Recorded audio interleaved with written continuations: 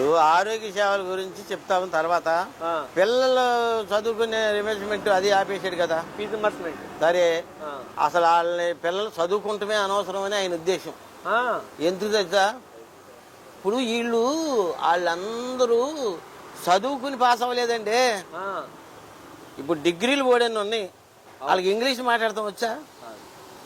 స్పష్టంగా మాట్లాడతారా? పక్కన ఉండ ఓడితో ఇదేదో చదువు అని ఇస్తున్నారు, నీకు తెలిసే ఉంటది.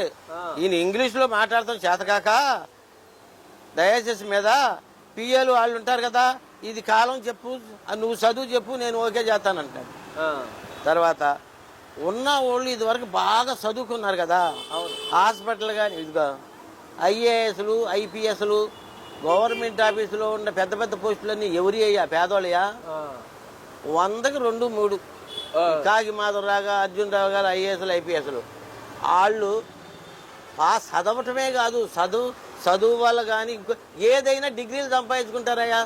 వాళ్ళు డిగ్రీలు సంపాదించుకుంటే కావాల్సిన మెథడ్స్ అన్నీ వాళ్ళ దగ్గర ఉన్నాయి.